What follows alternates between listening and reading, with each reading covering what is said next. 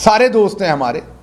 हमने किसी से, कोई मुल्क हमसे हज़ारों मील दूर है, हमारी उससे क्या दुश्मनी है खामखा में।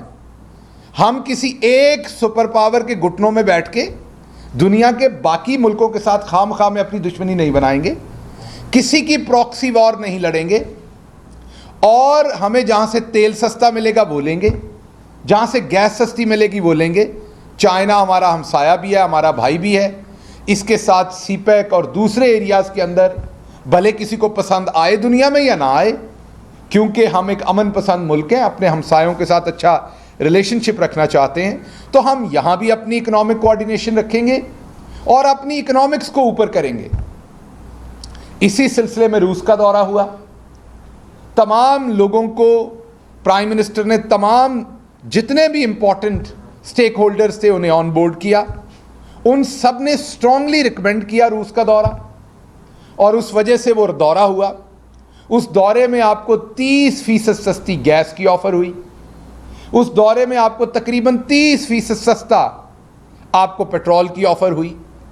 उस दौरे का मकसद भी वही डॉक्ट्राइन और नेशनल सिक्योरिटी पॉलिसी जो हमने दी थी कि अब जियो स्ट्रेटेजिक से हमने इकोनॉमिक स्ट्रेटेजिक जो है उसके ऊपर फोकस करना है। अमेरिका एक सुपर पावर है। हम अमेरिका से दोस्ती चाहते हैं, लेकिन दोस्ती ऐसे चाहते हैं जैसे दोस्त दोस्ती चाहते हैं, जैसे भाभी और नंद आपस में दोस्ती चाहती हैं, जैसे जेठानी और दरानी आपस में दोस्ती चाहती हैं। हम वैसे दोस्ती चाहते हैं, नीचे लग के नहीं, बराबरी की सतह की दोस्ती चाहते हैं। हम दोस्त मुल्क बनना चाहते हैं, हम किसी मुल्क के खिलाफ नहीं, यही हमारी पॉलिसी थी। लेकिन पाँव में लेट के दोस्ती नहीं चाहते, डिक्टेशन लेके दोस्ती नहीं चाहते, वैसे दोस्ती चाहते हैं। हम किसी मुल्क को मुर्दाबाद नहीं कहना चाहते, लेकिन हम चाहते कोई मुल्क भी हमें मुर्दाबाद ना कहे, ना ज़ाहरी तौर पर ना बातनी तौर पर। बातनी तौर पर कैसे है? जब वो हमें कहेगा यहाँ लेट जाओ सामने, तो उसने हमें मुर्दाबाद कह दिया, मुंह से कहे या ना कहे, उसने हमारी खुददारी को मुर्दाबाद कह दिया। तो मैं दोबारा वापस आता हूं। अब इकोनॉमिक सेंट्रिक हम हुए थे, हमने कोशिश करनी थी कि तमाम मुल्कों के साथ हमने इंगेज करना था, लेकिन आज दोबारा हमारी पॉलिसी क्या हो रही है? वापस अमेरिका बहादुर जो कह रहे हैं वो होगा। आज दोबारा पॉलिसी क्या हो रही है कि सुपर पावर से डरना है। एक सुपर पावर ऊपर है, दुनिया के अंदर है। मुसलमान के लिए सुपर पावर सिर्फ अल्लाह की ज़ात है। अब हमारी पॉलिसी ये हो गई है कि अमेरिका बहादुर जहां कहेगा वहां हम ट्रेड करेंगे, अमेरिका बहादुर जहां नहीं कहेगा वहां हम ट्रेड नहीं करेंगे। तो इसका मतलब है हमने जो नेशनल सिक्योरिटी दी थी, जिसमें हमारी पॉलिसी में ये बड़ा वाज़ेह था कि हमने धड़ों की सियासत नहीं करनी, हमने किसी एक धड़े का हिस्सा नहीं बनना, हमने सबसे दोस्ती रखनी है। हम उससे डिपार्चर ले रहे हैं और अब हम एक धड़े की तरफ की पॉलिटिक्स कर रहे हैं। पहली बात यह है। अब दूसरी बात यह है कि जब आपका कोई मकसद होता है, फॉर एग्जाम्पल कोई मकसद होता है, आपके चैनल का मकसद है क्राइम को कवर करना है, तो क्राइम का बीट रिपोर्टर भेजेंगे ना, स्पेशल कॉरेस्पॉन्डेंट को भेजना है अगर कोई उससे रेलेवेंट काम है, पीटीआई की बीट है तो पीटीआई के रिपोर्टर को भेजेंगे, नून लीग का काम है तो नून लीग के रिपोर्टर को भेजेंगे। इसी तरह से आपने इकॉनमी ठीक करनी थी तो आप जाहिर बात है ऐसे लोगों को तो नहीं लेके आएंगे जिन्होंने पहले इकॉनमी का बेड़ा गर्क किया था। आप ऐसे लोगों को लेके आएंगे जिन्होंने इकॉनमी को बेहतर किया। अब मैं आपको कुछ अदाद शुमार बताता हूं, बड़े छोटे से, क्योंकि मेरा मेन फोकस वही है, जियो स्ट्रेटेजिक, जियो इकोनॉमिक। सो मेन कुछ बताता हूं आपको। 3700 अरब पे आपको टैक्स कलेक्शन मिली थी, 3700 अरब पे तकरीबन। आज वो 6500 अरब पर पहुंच रही है, अल्लाह के हुक्म से छोड़ के गए हैं तकरीबन सालाना।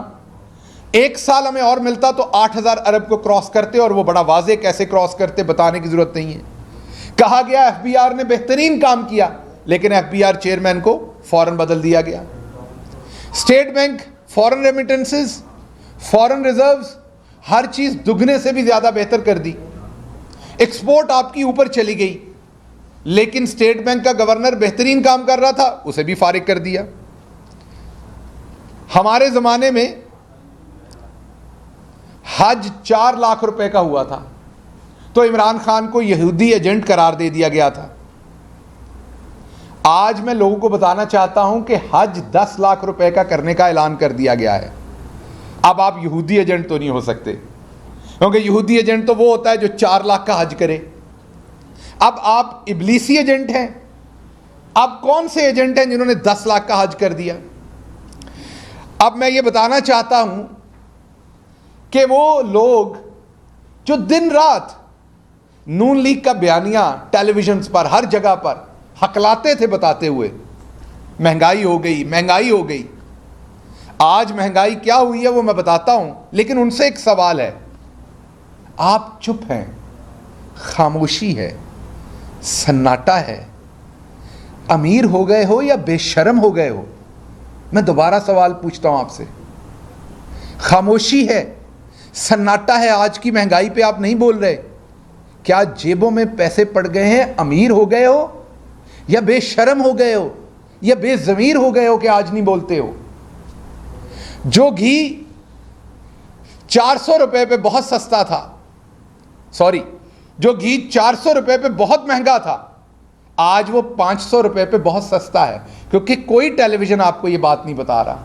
आज कोई इस पे बात नहीं कर रहा। जो बिजली पिछले चंद माह में बहुत महंगी थी, वो एक एक यूनिट पे 5-5 रुपए बढ़ाकर सस्ती कर दी गई है। जो डॉलर 175 रुपए पर रुपया बहुत बुरी हालत में था, वो 187 रुपए पे रुपया बड़ा तगड़ा हो गया है, बहुत अच्छी हालत में है, कोई आपको नहीं बता रहा। तकरीबन 1 महीने में, ये याद रखिएगा, तकरीबन 1 महीने में 6 अरब डॉलर उजाड़ दिए गए हैं। मैं दोबारा रिपीट कर रहा हूं, आपके टोटल ज़खायर जो है ना, वो 20 अरब डॉलर के करीब छोड़ के गए थे। 1 महीने के अंदर 6 अरब डॉलर उड़ा दिए गए हैं, क्योंकि किसी ने कहा था बेकारी जो हैं वो अपनी पसंद के फैसले नहीं कर सकते, तो आपको वापस बेकारी बनाया जा रहा है। यही पर्पस था इस इंपोर्टेड रजीम को लाने का। उसके बाद आपके सामने कुछ और चीजें रखता हूं। अब आगे पर्पस क्या है? ये स्टेट बैंक के गवर्नर को हटाने का। आपको आयशा गौस पाशा साहबा बड़ी इंपॉर्टेंट रुकन है नून लीग की, उनके शौहर हफीज़ पाशा साहब की किताब, उसमें उन्होंने एक डिजीज़ का जिक्र किया है। वैसे तो बड़ी सारी बीमारियां नून लीग वालों को, लेकिन ये जो एक बीमारी का उन्होंने जिक्र किया खुद से, उन्होंने कहा इन्हें बीमारी ये है कि ये पूरी मईशत की तबाही करके सिर्फ एक्सचेंज रेट को आवाम के सामने ठीक करते हैं, ताकि क्योंकि वो अच्छा बिकता है। अब ये दोबारा एक्सचेंज रेट में पहले इन्होंने 24 अरब डॉलर के करीब झोंके थे। ये मैं नहीं कह रहा, ये वो कह रहे हैं अपनी किताब में, 24 अरब डॉलर। और ये नून लीग के हैं, इनकी बेगम जो है वो नून लीग की अहम फाइनेंशियल टीम का हिस्सा है। और पाशा साहब एक रिनाउंड नाम है पाकिस्तान में, ऐसा नहीं कि वो कोई आम आदमी है। 24 अरब डॉलर इन्होंने झोंका मार्केट में आर्टिफिशियल तरीके से डॉलर नीचे रखने के लिए। अब ये दोबारा वही करने जा रहे हैं। उसका पर्पस क्या होगा करके, ताकि दोबारा एक्सचेंज रेट को नीचे लाया जाए, एक्सपोर्ट की तबाही कर दी जाए, फॉरेन रिजर्व्स की तबाही कर दी जाए, इन्वेस्टमेंट्स की तबाही कर दी जाए, गुर्बत में इजाफा होगा, महंगाई में इजाफा होगा, बेरोजगारी में इजाफा होगा। सो टेम्परेरी एक आपकी आई वॉश करके आपको एक दोबारा नई मुसीबत में धकेला जा रहा है। दूसरी बात की तरफ आता हूं। आपको पता है कि किसान जिम्मेदार हमारा बहुत ही अहम एक मकाम रखता है हमारी मईशत में भी, हमारी इक्तसादियात, हमारी सोसाइटी में। पाकिस्तान में 6 रिकॉर्ड फसलें हुई हमारे ज़माने में। अब वो सबसे पहले तो अल्लाह की रहमत उसमें शामिल है, किसान की मेहनत उसमें शामिल है, उसके साथ साथ हुकूमत के किए हुए इकदामात हैं। इकदामात क्या थे? शदीद तरीन प्रेशर में भी हमने तारीख में पहली दफ़ा पूरी कैपेसिटी पे गैस जो है वो खाद बनाने वाले कारखानों को दी, और पाकिस्तान की तारीख में सबसे ज़्यादा खाद हमारे ज़माने में बनी। और दुनिया से, पूरी दुनिया में यूरिया 5 से 6 गुना महंगी थी, जब 2200 तक ऊपर तक गई, महंगी से महंगी 1800 रेट था, 2200-2300 तक भी बिकी, ये मैं मानता हूं, लेकिन दुनिया में उसका रेट उस टाइम 7000-8000 रुपए एक बोरी का था। पाकिस्तान ने 2020-21 के अंदर 1,20,00,000 बोरियां बेची। तकरीबन गुज़श्ता रबी का जो सीजन था उसमें 3,17,000 मैट्रिक टन जो यूरिया है वो बेची गई। जो इस साल में बनाई जा रही है, जो जारी बात है हम सारा इंतजाम करके गए, वो 3.5 लाख मीन 11% इजाफा हुआ यूरिया की प्रोडक्शन में, और डिमांड में भी जारी बात है। अब माशाल्लाह हमारा तो वजन नहीं उठाया जा रहा था क्योंकि हम निकम्मे थे। ये जो कंपिटेंट लेके आए हैं, ले पालक आपने जो गोद में लिए हैं कंपिटेंट, अमेरिका के कहने पे, बैरूनी साजिश पे, ये क्या कर रहे हैं? इन्होंने बंद कर दी है गैस। ये मैं किसानों को मुखातब करके बता रहा हूं, इन्होंने बंद कर दिया गैस फर्टिलाइजर्स, जो खाद के कारखाने उनके लिए। पर्पस क्या है? हमने तो पूरा साल खाद भी पाकिस्तान की तारीख की सबसे ज्यादा बनाई, उसके साथ साथ हमने आपको बिजली भी पूरी करके दी। इनकम्पिटेंट थे ना, नकम्मे थे हम, नाअहल थे हम, तो हमने बिजली भी आपको पूरी करके दी, हमने खाद भी पूरी करके दी। अब ये जो पंजाब स्पीड से पाकिस्तान स्पीड है और असल में मकसूद चपड़ासी स्पीड है, तो ये जो मकसूद चपड़ासी है, इससे ना बिजली पूरी हो रही है ना खाद पूरी हो रही है। अब मकसूद चपड़ासी ये कह रहे हैं कि अगर आपको बिजली चाहिए तो किसानों को खाद नहीं मिलेगी, तो खाद के कारखानों को गैस की सप्लाई बंद कर दी गई है। अब क्योंकि पूरे का पूरा टब्बर ही मक्कार है, धोखेबाज है, वो जो खत निकाला गया, अभी मैं आपको दूंगा मीडिया के दोस्तों को, उसके ऊपर तारीख जान के 2021 की डाली गई है, अंदर कंटेंट के अंदर 2022 की दुरुस्त तारीख है, ऊपर 2021 की डाली गई है। पकड़ लो तो कहेंगे टाइपो है, और चुप करके निकल गया तो कहेंगे ये 2021 का खत है। हम मारेंगे आपको सियासी लितर, ऐसे नहीं जाने देंगे आपको, ऐसे आप नहीं जाएंगे कि आपको पकड़ेंगे नहीं हम। ये जो आपकी ये जो सियासी मेंढक यहां बैठ के टर करते हैं, हमारी बहन मरियम औरंगजेब की तरह के, जिसको अभी तक ये नहीं पता सारा पाकिस्तान खा गई हैं, ये नहीं पता X5 और X6 क्या होती है, उनको सिर्फ ये पता है कि जैसे वो अपने शौहर के साथ बदतमीजी करती हैं और उनका शौहर उनके नीचे लगा रहता है बदतमीजी की वजह से, उन्हें लगता है कि वो मुल्क की सबसे बड़ी पार्टी के चेयरमैन के बारे में उसी तरह की, मैं माजरत चाहता हूँ, वह खातून है लेकिन वो खवातीन वाला काम कोई नहीं करती, और हमारी कोई खातून ऐसी है नहीं कि उन्हें जवाब दे सकें। तो मैं बड़ी माजरत, हाथ जोड़ के माजरत के बाद कि उन्हें जवाब देना पड़ रहा है कि जो वो बकवास करती हैं यहां पर, मैं दोबारा कह रहा हूं, माजरत एक खातून को ये कह रहा हूं, लेकिन मेरे पास और कोई चारा नहीं, क्योंकि हमारी खवातीन इस तरह की है नहीं। जो वो बकवास करती हैं रोज बैठ के, उनको कोई बताए कि बकवास ना करें। अब आप हादसाती तौर पर वजीर इत्तलात बन गई हैं, अब अपना नहीं तो अपने ओहदे का ख्याल करें। आप कह रही हैं कि इमरान खान गद्दियां ले गए हैं। इमरान खान गद्दियां नहीं लेके गए, लेकिन मेरे पास तस्वीर हैं। हमने इसलिए जारी नहीं की थी कि मजहबी मामला आ जाना था। यह अब्बास शब्बीर साहब को पता है, जो सेंटर स्क्वायर है प्राइम मिनिस्टर हाउस में, वहां से जो कलमे की कैलीग्राफी थी, आप लोग वो भी उतार के लेके गए थे। वो एक दोस्त मुल्क ने दी थी। तस्वीर इसलिए इशू नहीं की थी कि बेइज्जती होगी दोस्त मुल्क के सामने कि किस तरह के डाकू आते हैं वजीर आजम हाउस में। इमरान खान तो एक डायरी के साथ आया था और एक डायरी के साथ गया।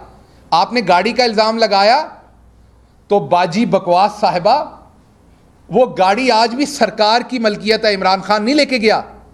जैसे रिटायर्ड जजेस को, जैसे और बहुत सारे इंपॉर्टेंट, इवन पुराने प्राइम मिनिस्टर्स को, जैसे एक बुलेट प्रूफ गाड़ी मिलती है, क्योंकि आम आप मार्केट से बुलेट प्रूफ नहीं खरीद सकते, उसकी इजाज़त दरकार होती है, क्योंकि वो बुलेट प्रूफ, आम शहरी के लिए बता रहा हूं, हर शख्स जाके गाड़ी नहीं खरीद सकता बुलेट प्रूफ, क्योंकि इस तरह दहशतगर्द भी खरीद लेंगे तो अगर वो कहीं हमला करते हैं तो रियासती एजेंसीज अगर उन पर वापस फायर करेंगे तो बुलेट प्रूफ में बैठे होंगे। इसलिए बुलेट प्रूफ गाड़ी जो है वो हर शख्स को देने की इजाज़त नहीं दी जाती, इसीलिए आप जाके शोरूम से बुलेट प्रूफ नहीं खरीद सकते, उसका एक प्रोसेस है। इसलिए जो साबका वज़राए आज़म है उनको बुलेट प्रूफ गाड़ी दी गई है, तो उसी तरीके से इमरान खान साहब को वो बुलेट प्रूफ गाड़ी दी गई जो उनकी मलकियत नहीं है, लेकिन वो गाड़ी सरकार की मलकियत है। उसका तमाम जो पेट्रोल है, उसकी तमाम चीज़ें जो है इमरान खान साहब जेब से पूरी कर रहे हैं। हालांकि अभी हम उसे इस्तेमाल इतना नहीं कर रहे, लेकिन अगर वो होगी भी तो तमाम उसका खर्चा आप लोगों की तरह नहीं है कि आप तो अपने बुजुर्गों की जो देगे हैं वो भी सरकार के खर्चे के ऊपर देते हैं, नजरो न्याज की। तो बाजी बकवास साहबा, टर्टर करने से और बकवास करने से आपके गुनाह धुल नहीं जाने। मैं अपनी बाजी बकवास को यह कहता हूं कि आप अब वजीर ममलकत, अब वजीर इतलात हैं, तो कम अज कम अपने नीचे इदारे का एहतराम करें। अगली बात मैं करता हूं, खाद का मैंने बता दिया। अब खाद में दिहाड़ी क्या लगेगी? खाद तो लोकली प्रोड्यूस नहीं होगी। जब आपने कारखाने बंद कर दिए, उनको गैस बंद कर दी, तो खाद होगी इंपोर्ट। जब इंपोर्ट होगी तो दो काम होंगे। मैंने आपको बताया बाहर इसकी कीमत 8,000 रुपया बोरी है, तो इंपोर्ट उसी कीमत पे होनी है। अब या तो इंपोर्ट करके 8,000 रुपया बोरी पे ये किसान को दी जाएगी, तो किसान मार दिया जाएगा। दूसरी तरफ तरीका यह होगा कि महंगी इंपोर्ट की जाएगी और किसान को सब्सिडी पे दी जाएगी। उस सूरत में मुल्की खजाने पूरे पे बोझ आएगा। किसान को एक तरफ रिलीफ देंगे, लेकिन दूसरी तरफ किसान इस मुल्क का शहरी भी है, वहां से डबो दिया जाएगा। तीसरा इसमें एक और फायदा है, क्योंकि दिहाड़ीदार है ना, इनको तो पता है थोड़े दिनों की दिहाड़ी पे आए हुए हैं। तीसरी तरीका वारदात यह कि जो अब 8,000 वाली बोरी है, वो अब सलमान शहबाज साहब को इसका कॉन्ट्रैक्ट मिलेगा। खुद डायरेक्ट नहीं लेंगे, पार्टी आगे खड़ी करेंगे कोई, वो लेगा कॉन्ट्रैक्ट। बोरी आएगी 10,000 में, मिलेगी बाहर से 8,000 में, 2,000 अपनी जेब में, सब्सिडी दी जाएगी। ऐसे नहीं बनते सरे महल, ऐसे नहीं बनते मेफेयर में अपार्टमेंट। यही वो तरीका होता है। तीसरी बात मैं ये करना चाहता हूं जो बहुत इंपॉर्टेंट है आप सबके लिए, कि इस एक महीने में मैंने आपको बता दिया कि नेपरा ने 41 अरब रुपए की बिजली महंगी की है। कितने की? 41 अरब रुपया आपसे अजाफी लिया जा रहा है बिजली महंगा करके। ये जो 41 अरब है ना, ये आपकी जेबों से ये लिया जा रहा है। ये अब हमारे जियो टीवी वाले बताएंगे कि इससे बड़ी सर्विस नहीं हो रही कौम की कोई। कल उन्होंने एक खबर चलाई कि हमजा शहबाज सुर्ख बत्ती पर रुक गए। शुक्र है अगले दिन ये नहीं बताएंगे कि हमजा शहबाज ने अपने बूट के तस्मे खुद ही बांधे और बेहतरीन बांधे। तो अपनी रिपोर्टिंग को थोड़ा बेहतर कीजिए। आप खुद तो बेहतर नहीं हो सकते, लेकिन कम से कम अपनी रिपोर्टिंग को बेहतर कीजिए। तो मैं दोबारा वापस आवाम के सामने ये रखना चाहता हूँ कि आवाम जवाब मांगती है कि ये जो जियो इकोनॉमिक आपका फोकस हुआ था पाकिस्तान का, वो वापस जियो स्ट्रेटेजिक क्यों हो रहा है? वापस हम एक धड़े की सियासत क्यों कर रहे हैं? हम वापस गुलामी में क्यों जाने की कोशिश कर रहे हैं? हम वापस डू मोर सुनने की क्यों कोशिश कर रहे हैं? हम वापस किसी की कठपुतली बनने की कोशिश क्यों कर रहे हैं? हमने 80,000 लोग शहीद करवाए अपने, हमने $100 बिलियन अपने बर्बाद किए, लेकिन हम क्यों किसी के कहने पे बैरूनी जंग में जाना चाहते हैं? इसका जवाब। और जब आप ये काम नहीं कर सकेंगे, आप जियो स्ट्रेटेजिक पे जाएंगे, दोबारा किसी की गुलामी में जाएंगे, तो आपकी इकोनॉमी भी उनके हाथ में होगी। आप दूसरी जगहों से मिलने वाली सस्ती गैस, सस्ता तेल, अपने जो इंडिपेंडेंट रिलेशनशिप्स हैं उन्हें छोड़ेंगे, तो फिर आप परमानेंट गुलाम होंगे। तो क्या इसलिए इस इंपोर्टेड रिजीम को लाया गया है? तो मैं आपको ये कहना चाहता हूं कि पाकिस्तान इसको बर्दाश्त नहीं कर सकता। पाकिस्तान इस चीज़ को अगले 4 से 6 हफ्ते भी बर्दाश्त नहीं कर सकता। एक महीने में इन्होंने $6 अरब उड़ा दिए हैं। एक महीने में $6 अरब जिस मुल्क के एक महीने में उड़ जाए, और टोटल उसके पास $20 अरब थे। ये मुल्क कितनी देर इस तरह के जो इकोनॉमिक हिटमैन लाए गए हैं बाहर से, इनको कितनी देर बर्दाश्त करेगी? इसलिए फौरी इलेक्शन करवाएं, अवाम फैसला करें। उन्होंने अब जियो स्ट्रेटेजिक डॉक्ट्राइन पे जाना है या उन्होंने जियो इकोनॉमिक डॉक्ट्राइन पे जाना है? कोई इस मुल्क का वारिस नहीं है सवाए इसकी अवाम के। कोई इस मुल्क का सगा नहीं है सवाए इस अवाम के। लोग अपनी अपने काम करते हैं, उसके बाद चले जाते हैं। असल इस अवाम ने बर्दाश्त करना है और सब कुछ पे करना है। सो अवाम को फैसला कीजिए, करने दीजिए।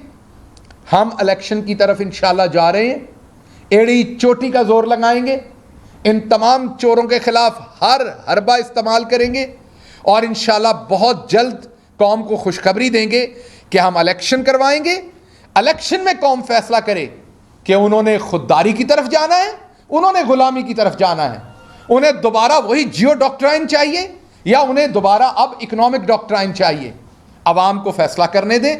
अवाम फैसला, कोई किसी का वजन ना उठाए। इस मुल्क का वजन इस मुल्क का किसान उठाता है, इस मुल्क का मजदूर उठाता है, इस मुल्क का अवाम उठाता है। इमरान खान का वजन भी इस मुल्क की अवाम को ही उठाने दें, कोई इस मुल्क का वजन ना उठाए, मेहरबानी करें। इलेक्शन कराएं, वजन जिसके कंधों का है उसके कंधों पे जाने दें। अवाम वजन उठाए और अवाम को नजर आए कि किसका वजन उठाना है। दूसरी बात, मैं आखिरी बात यह करना चाहता हूं,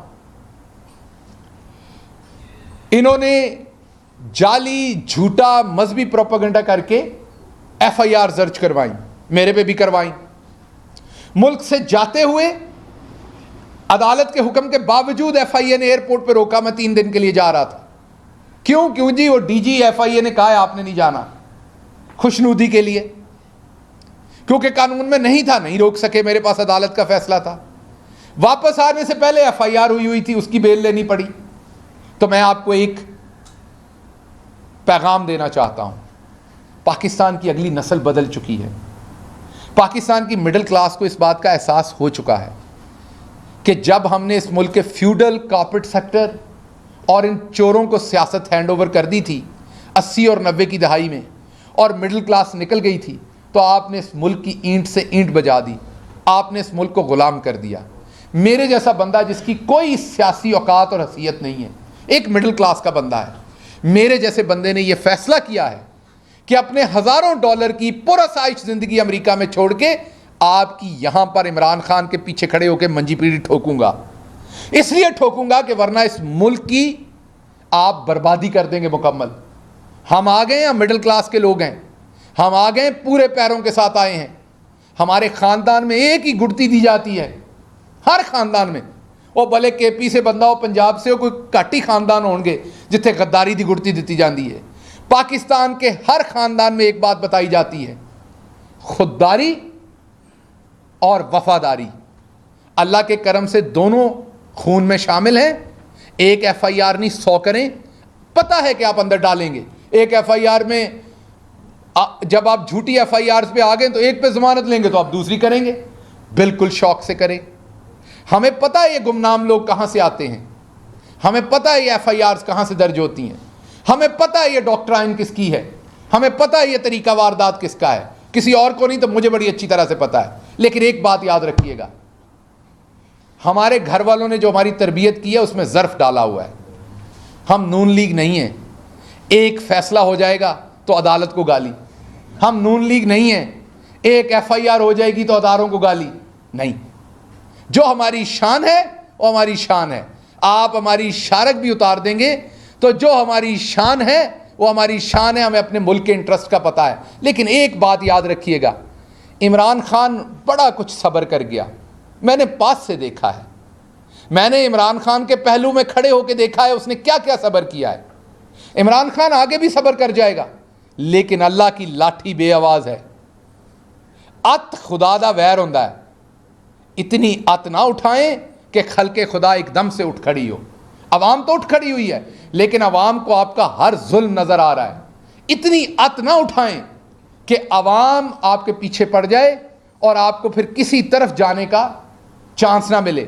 इसलिए ये जो इंपोर्टेड हुक्मरान आए हैं, इनको मेरा पैगाम है कि अत ना उठाएं, इलेक्शन की तरफ जाएं। ये झूठी FIRs आप देंगे, इनका हम मुकाबला करेंगे, पूरे पूरे पूरे तरीके से मुकाबला करेंगे। अवाम को बहुत अच्छी, हमारे पास भी बड़ा ऑप्शन है, सुबह KPK में इन सब पे FIRs दे देते हैं, बड़ा आराम का काम है। राना सनाउल्लाह साहब ने कहा था नवाज शरीफ को लेने जाना हज से ज़्यादा बेहतर है, तोबा नाउज़ बिल्ला। राना सनाउल्लाह साहब ने कहा था मक्का उधर मदीना में नबी करीम सल्लल्लाहु अलैहि वसल्लम के मज़ार पर तोबा नाउज़ बिल्ला लोग गालियाँ भी देते हैं, उन पर कोई FIR नहीं होती। उकसा रहा था लोगों को गालियां देने पे। हम भी FIR दे सकते हैं KPK में, लेकिन हमारा ज़र्फ आपकी तरह घटिया नहीं है। हमने अपने 4 सालों में नहीं किया था, अभी भी नहीं करेंगे, वरना हमारे लिए मुश्किल नहीं, हमारी भी गवर्नमेंट से 3-4 आपके साथ पूरे आ सकते हैं। इसलिए ना बताएं किसके क्या मजहबी अकायद हैं, ना इससे मत जाएं, बंदे दे पुत्र बनो और इलेक्शन की तरफ आएं। हम आपसे डरने वाले नहीं हैं। अगर हम आपसे डरने वाले होते तो हम आपके लीडर नवाज शरीफ की तरह यहां से भाग चुके होते। वो तो यहां से प्लेटलेट्स कम करके गया था ना, मैं बता के गया था और बता के आया हूं। आने जाने से पहले भी बता के गया था, आने से पहले भी बता के आया हूं। आप अपनी बुजदिली दूसरों के ऊपर ना लगाएं, सियासत करें, बदमाशी ना करें किसी और के कंधे पे बंदूक रख के, क्योंकि आपको भुगतना पड़ना है बाद में इस अवाम के सामने। और मैं आखिरी बात यहां पर यह करना चाहता हूं, पाकिस्तान को खूनरेजी की तरफ, पाकिस्तान को इंस्टेबिलिटी की तरफ, पाकिस्तान के खिलाफ 5th जनरेशन वॉर के जो मकासद थे, मेरे मुंह में खाक, आज के दिन वो मुझे सारे पूरे होते हुए नजर आ रहे हैं। एक ऐसी कठपुतली हुकूमत बिठा दी गई जो अब बाहर इनकार नहीं करेगी जो कहा जाएगा। $6 अरब एक महीने में तबाह कर दिए। कमोडिटी प्राइसेस ऊपर जा रही हैं। कल वो मुफ्ता इस्माइल ने कहा कि यूक्रेन की जो जंग है वो कोरोना से बड़ा हादसा है दुनिया में। जो मुंह में आया बोल दो, जो मुंह में आया बोल दो। इनके मुताबिक कोरोना एक छोटा हादसा था दुनिया में। ये क्यों कह रहे हैं? क्योंकि जो ये आने वाले दिनों में तबाही मचाना चाहती है तजर्बेकार टीम। हमें कहा जाता था आपके पास तजर्बेकार टीम नहीं है। अब हमारी कैबिनेट की शक्लें याद करें, उसमें बेशक हमाद अजहर, फवाद चौधरी, आपके असद उमर, आपके शाह महमूद कुरैशी, परवेज़ खटक, आपकी सानिया निश्तर, आपके फैसल सुल्तान, मुराद सईद। अब वो सारी शक्लें याद करें और इन चोरों की अब शक्लें याद करें। कोई एक है जो जमानत के बाहर है? यह है तजर्बेकार टीम। और वो जो नीचे तानसेन ले आए हैं पंजाब में, वो गाने गाता है, वो तानसेन खबरें लगवाता है, मैं सिग्नल के ऊपर रुक गया हूं। तो इसलिए मैं अब मरियम औरंगजेब साहबा को ये बताने लगा हूं आखिरी दिन कि आपसे पूरे आने के लिए अगर मुझे सर्टिफिकेट लेना पड़ा किसी डॉक्टर से कि मैं औरत हूं, क्योंकि मर्द बन के तो आपको जवाब दिया नहीं जाता, हमारी सोसाइटी में है नहीं, तो मैंने सर्टिफिकेट ले लेना है कि मैं एक औरत हूं। लेकिन आपकी बकवास का मैंने अब जवाब देना है। जो आप बकेंगी टेलीविजन पे आके, मैं माजरत चाहता हूं दोबारा इन लफ्जों पे, लेकिन आप बकवास करती हैं। और आज से मैं PTI के लोगों को कहूंगा कि बाजी का नाम बाजी बकवास रखा जाए, इनको बाजी बकवास कह के कहा और पुकारा जाए। तो आप जो बकवास इमरान खान के बारे में करेंगी, आपको उसका जवाब दिया जाएगा। सवालात जी जी जी। शहबाज गिल साहब, सोर्स ऑफ इंफॉर्मेशन आपका कौन सा है कि आप मरियम पर इल्ज़ाम लगा रहे हैं कि वीडियोस उस फैक्ट्री से तैयार हो रही है? वो क्या सोर्स है और क्या वो बड़ा ऑथेंटिक सोर्स है या ये सब इल्ज़ाम तराशी की हद तक ही है? देखिए, बात यह है कि किसी भी शख्स के बारे में कोई बात करते हुए भी आप उसके माजी को देखते हैं। माजी में आप याद कीजिए कि जब नॉन डिजिटल ज़माना था तो नवाज शरीफ साहब ने अनफॉर्चुनेटली मोहतरमा बेनज़ीर भुट्टो साहबा और मोहतरमा नुसरत भुट्टो साहबा की जाली गलीज़ तस्वीर जो है वो फ़िज़ा से फेंकी। फिर डिजिटल ज़माना आया, ज़ाहिर बात जनरेशन गैप होता है, इसमें कोई बुरी बात नहीं। हमारे वालिदैन को भी उस तरह से कंप्यूटर, ये कोई नवाज शरीफ साहब को हम बात नहीं कह रहे, तमाम जनरेशन गैप आता है, अनफॉर्चुनेट बात है। उसमें डिजिटल ज़माना आया तो नई नस्ल आगे आई। बाजी मरियम ने उस परंपरा को पूरा रखा और उन्होंने कैलबरी फॉन्ट से शुरू करके जज अरशद मलिक की वीडियोस, गैर इखलाकी वीडियोस, और फिर उनके शौहर ने बताया कि सबके बाथरूमों की वीडियोस हमारे पास हैं। अब बाथरूम में मुझे बता दें कि कौन बंदा वहाँ हाइड्रो कोई क्लोरिक ऑक्साइड बनाता है वहाँ बैठ के, या बाथरूम में कोई और ऐसा फार्मूला होता है। बाथरूम की गैर इखलाकी वीडियोज़ ही होंगी लोगों की, कोई इखलाकी वीडियोज़ तो नहीं होंगी बाथरूम के अंदर। तो इसलिए ये तो आपने इनसे पूछना है, इन्हीं का माजी है वीडियोज़ लाना, इन्हीं का माजी है वीडियोज़ नशर करना और उनकी लाइब्रेरी बनाना और धमकी देना। अभी भी मार्केट में बात की जा रही कि वीडियोज़ आ रही हैं तो इन्हीं का काम होगा। लेकिन मैं एक बात बताऊं, मैंने पिछले 2 दिन में लोगों ने मुझे, कुछ जर्नलिस्टों ने वीडियोज़ भेजी हैं, मुझे नहीं पता वो सच्ची हैं, मुझे नहीं पता झूठी हैं, मैंने वो देखी हैं, मुझे भेजी गई हैं। मैं बस यही कहूँगा कि खुदा का वास्ता इस रास्ते पे ना जाएं, किसी की इज्जत महफूज फिर नहीं रहने वाली। जो वीडियो मैंने देखी है, जिसने मुझे भेजी है, मैंने उसे फौरी तौर पर यह रिक्वेस्ट की है कि प्लीज़ खुदा का वास्ता इन्हें ना रिलीज़ करें, ना किसी को भेजें, क्योंकि हमारे माशरे में हमारी माओ बहनों की इज्जत है, एहतराम है, ख़वातीन का एहतराम है। खुदा का वास्ता है, भले वो मेरे सियासी अपोनेंट हैं जिनकी भेजी गई है, लेकिन इखलाकियात का तकाजा है। मैंने उस जर्नलिस्ट भाई को कहा है कि इसको यहीं पर दफन कर दें। मुझे नहीं पता वो जाली है या सच्ची है, मैं दोबारा रिपीट कर रहा हूँ, लेकिन जो चीज़ मेरे सामने आई है, मैं गुजारिश करूँगा कि हम जिस मज़हब के पैरोकार हैं, जो हमारी सकाफ़त है, जो हमारी अखलाकियात हैं, खुदा का वास्ता है सियासत करें, गलाजत ना करें। दो सवाल ये बताइएगा कि जी। आपने बात की थी कि डॉक्ट्राइन आपको पता है इसके पीछे कौन है, तो आप बता भी दें, लोग जानना चाहते हैं कि डॉक्ट्राइन के पीछे कौन है। और दूसरा, एक वीडियो जो आज तक मतलब आपके ओपोनेंट्स की जानिब से तो नहीं कहा गया कि वो कोई वीडियो लीक कर रहे हैं, लेकिन आप ही की पार्टी की जानिब से बार बार कहा जा रहा है कि वीडियोज आ रही है।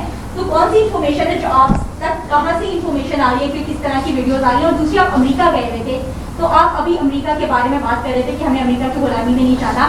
आपने सारे ममालिक में एहतजाजी मुजाहिरे किए, आप खुद अमेरिका में मौजूद थे, क्या आपने अमेरिका में भी कोई एहतजाजी मुजाहिरा किया कि अमेरिका पाकिस्तान के अंदर इंटरफेरेंस कर रहा है? देखिए, दो बातें हैं।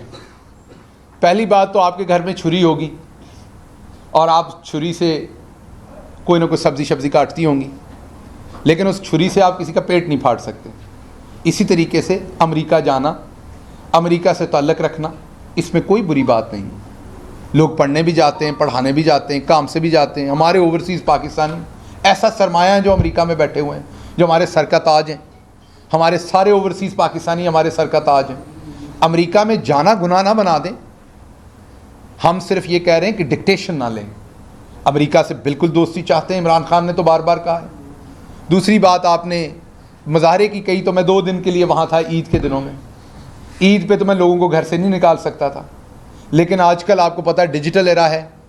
मैं बहुत जल्द स्पेस करूँगा, उसमें भी दावत दूंगा अमेरिका से भी लोगों को। तो आजकल तो टेक्नोलॉजी के ज़माने में हर जगह से हर काम आप करते हैं। तो मैं तो अभी भी प्रेस कॉन्फ्रेंस में नाम लेके कह रहा हूँ, जाने से पहले भी कह रहा था। तो इसलिए हम हर मुल्क से, इवन मैंने बड़ा वाज़े कहा, दुनिया के किसी मुल्क को हम मुर्दाबाद नहीं कहना चाहते। हम चाहते हैं कि वो मुल्क हमारी इज़्ज़त करे, हमारा एहतराम करे, हमारी सालमियत का एहतराम करे, हमारी आज़ादी का, हमारी आवाम के फ़ैसलों का एहतराम करे, हम उसका करें। हम तो हर मुल्क को जिंदाबाद कहना चाहते हैं, अगर वो जो इंसानी असूल हैं पूरी दुनिया के अंदर, इक़वाम मुत्तहिदा के असूल हैं, जो हमारी आज़ादी के असूल हैं, उनके मुताबिक वो चले। जी शहबाज साहब, 2 सवाल हैं। पहला ये तो कि जो इंटरनेशनल रजीम के हवाले से अभी कुछ दिन पहले, 2 रोज़ पहले जो वीडियो आई उसमें सारा सामने आ गया, लेकिन जब ये इंटरनेशनल रजीम का मामला जब शुरू हुआ, उस वक्त आप लोगों की जानिब से फवाद चौधरी का खासतौर पे एक इंटरव्यू में बयान था कि इस्टेब्लिशमेंट के साथ हमारे हालात बेहतर नहीं थे, जिसकी वजह से हमारी हुकूमत का बैकफॉल हुआ। तो क्या अब ये बता दें कि इस्टेब्लिशमेंट के साथ अब कोई आप लोगों के राब्ते शुरू हुए हैं? क्या इंटरनेशनल रजीम की वजह से ही आप लोगों की हुकूमत गई थी या इस्टेब्लिशमेंट की वजह से गई थी? देखिए फवाद साहब, जी। दूसरा सवाल ये कि आपने कहा कि वीडियोस के बारे में कि हमें किसी की जात पे या इस पे बात नहीं करना चाहिए, सियासत करनी चाहिए। कल ही शेख साहब का बिलावल भुट्टो साहब के हवाले से एक बयान था, तो आप क्या समझते हैं कि इस तरह के बयान चाहे कोई भी सियासतदान है उसको देने चाहिए? अच्छा, देखिए बात यह है कि पहली बात वो तो आप शेख साहब से सवाल पूछेंगे, और ये किसी यूनिवर्सिटी में पढ़ाना चाहिए कि क्या देना चाहिए क्या नहीं देना चाहिए, तो सियासी प्रेस कॉन्फ्रेंस है।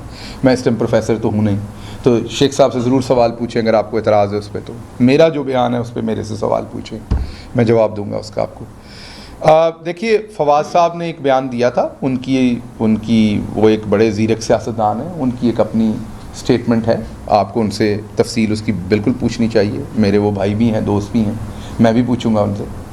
जहाँ तक आपने बात की तो बड़ी वाज़े है हमें तो बड़ा वाज़े है।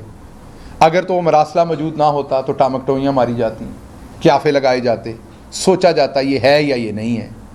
अब मिस्टर लू का जो बयान है, जो उसकी धमकी है, जो उसका मैसेज है, वो रिटन फॉर्म में एक ऑफिशियल डॉक्यूमेंट, जिसको नेशनल सिक्योरिटी कमेटी ने, जिसको पार्लियामेंट की कमेटी ने, जिसको कैबिनेट ने, सब ने इंडोर्स किया हुआ है और डिमार्च किया हुआ है हमने, जो सख्त तरीन एक्शन लिया जा सकता था पॉसिबल, वो किया हुआ है। तो उस सारे सिनारियों में ये बड़ा वाज़े है कि ये साजिश बाहर से तैयार हुई। इस साजिश में लोकल एक्टर्स जो हैं वो साथ मिले, कौन कौन मिला इसकी तहकीक होनी चाहिए।